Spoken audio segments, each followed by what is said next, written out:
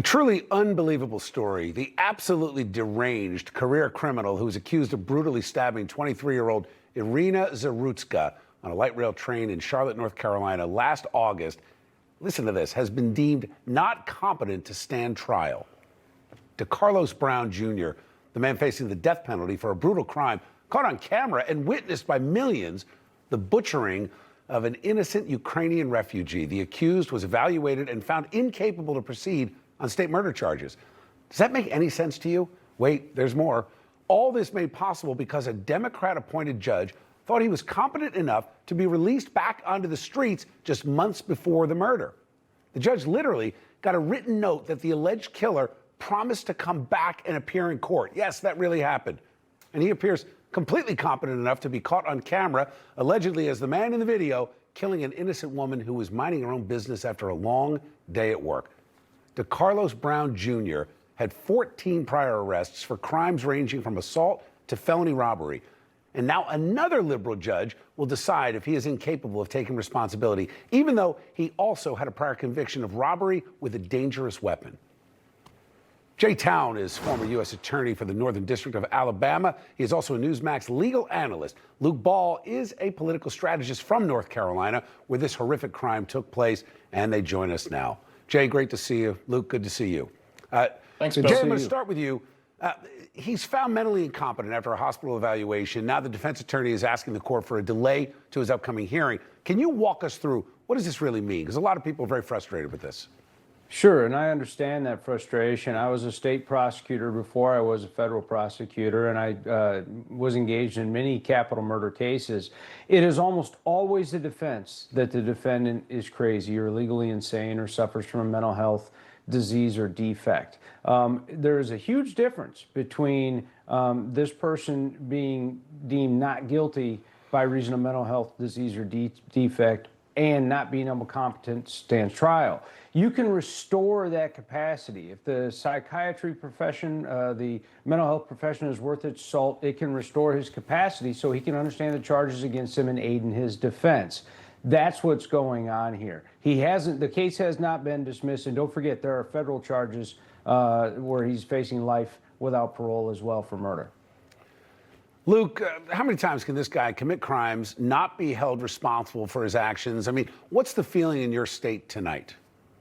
Bill, the incompetence doesn't stop at the suspect. It continues with every legal individual who was in the process that let this guy out over and over again. If you line up all of his mugshots, it just looks like you took all of his yearbook photos and laid them out side by side. There was something like 14 prior arrests or something like that. Yeah. And the American people are sick of what they see in North Carolina and across the nation, where liberal judges and liberal judicial systems allow for people to get out and commit murder. If he was incompetent to stand trial in this instance, then he was definitely not free or competent to roam out on the streets and commit all of the other crimes he committed. So they allowed it to get to this point. Don't even allow them to just focus on this one instance. Look at all of the crimes he's committed over the years. Yeah, it's a great point. I mean, it makes you think that, do these Democrat-appointed judges have the best interests of the people and, folks that are not breaking the law in mind, and clearly it seems they don't. Remember this moment from the State of the Union. Mrs. Zarutska, tonight I promise you we will ensure justice for your magnificent daughter, Iryna. How do you not stand? How do you not stand? I'm asking this Congress to pass tough legislation to ensure that violent and dangerous repeat offenders are put behind bars, and importantly, that they stay there. I mean, you can hear it in the president's voice there. How did not one Democrat stand for protecting innocent people like Iryna? Is this what the average Democrat, though, voter is voting for? Jay, let me ask you that. Yeah, if you're asking me, I'll tell you yes. This is exactly what they're voting for. You look at the DA in Fairfax County, you look at these judges down in Charlotte, and really federal judges scattered across the country. This is it's a staggeringly sort of controversial strategy to put criminals behind bars if you're a liberal, and this is what they are voting for. But America needs to wake up, because they're also voting against victims like Iryna Zarutska. Luke, let me ask you, I mean, is there an arrogance among the Democrats now? You look at this, that they win special elections. They've won governorships where people thought they shouldn't have, yet they had the arrogance and defiance to not stand for this victim's family.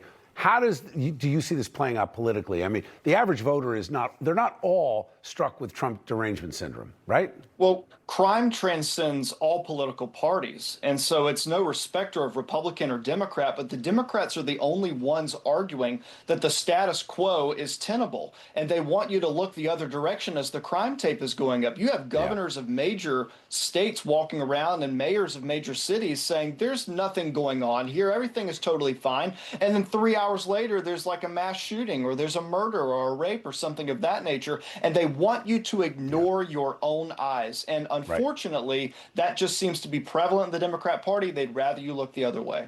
Jay, real quick, wrap us up here. What happens next? What should we be looking for? And maybe what should we not be overreacting to?